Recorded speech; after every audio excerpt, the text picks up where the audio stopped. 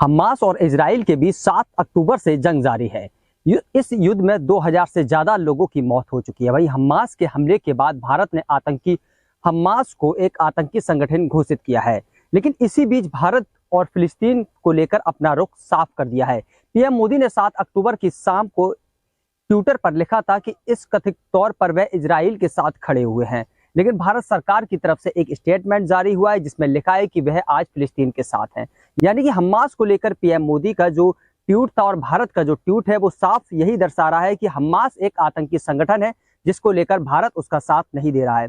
भारत की बात की जाए तो भारत ने जो कल एक प्रेस कॉन्फ्रेंस जारी की है जिसमें विदेश मंत्रालय के प्रवक्ता अरविंद बागीचे ने साफ कर दिया है कि भारत का पूरा भी स्टेटमेंट है वो फिलिस्तीन के साथ खड़ा हुआ है। यानी इजराइल को एक तरफ से ठुकराता हुआ भारत दिखाई दे रहा है। लेकिन आतंकी संगठन हमास को लेकर प्रतिक्रिया भी जाहिर की गई है जिसको लेकर उनके प्रवक्ता के द्वारा साफ बताया गया है कि जो फिलिस्तीन की जमीन पर इजराइल के द्वारा जो कब्जा किया गया है भारत उसका शुरू से ही विरोध प्रदर्शन करता आ रहा है। लेकिन जो हमास ने जो एक आतंकी हमला किया है इसकी भी निंदा कर रहा है। भारत की बात की जाए तो भारत हमेशा आतंकवाद के खिलाफ रहा है जिसको लेकर मोदी ने ट्वीट किया था। मोदी ने हमास को एक आतंकी संगठित घोषित किया था जिसको लेकर प्रतिक्रियाएं आना शुरू हो चुकी थी। मुस्लिम संगठनों की बात की जाए तो मुस्लिम संगठन लगातार ही इस चीज का विरोध प्रदर्शन कर रहे हैं। फिलिस्तीन के लोगों की बात की जाए तो 1948 में जब फिलिस्तीन का बंटवारा हुआ था, यानी कि जो जर्मनी के जो लोग थे, जब जर्मनी में हिटलर ने यहूदियों के ऊपर अत्याचार शुरू किया था जिसमें 2 लाख से अधिक लोगों की मौत हो चुकी थी। जिसके बाद यहूदी जो लोग थे वो फिलिस्तीन पहुंचे। फिलिस्तीन के लोगों ने उनको रहने के लिए शरण दी। जिसके बाद इजराइल के जो यहूदी लोग थे उन्होंने फिलिस्तीन पर कब्जा करना शुरू कर दिया। 1948 में जब विदेश मंत्रालय में इसकी बैठक हुई जिसमें फिलिस्तीन को 48% और इजराइल को 44% हिस्से का बंटवारा हुआ, जिसमें 8% जो हिस्सा था वो विदेश मंत्रालय के हाथ में रहा।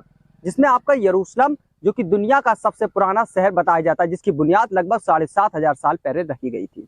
इस चीज को लेकर जो प्रतिक्रियाएं हैं और फिलिस्तीन के लोगों की बात की जाए तो फिलिस्तीन के लोगों का यह दावा है कि जब 44% इजराइल को मिला था तो इजराइल 44% हिस्से पर क्यों राज नहीं कर रहा है।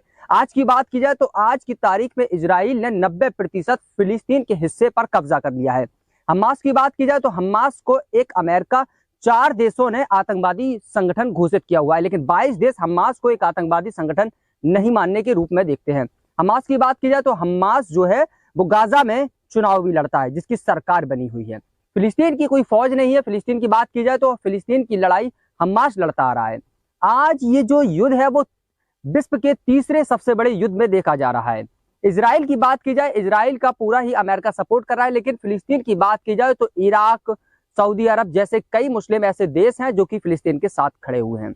लेकिन इस लड़ाई को आखिर कब रोका जाएगा इसकी तरफ कोई ध्यान नहीं दे रहा है।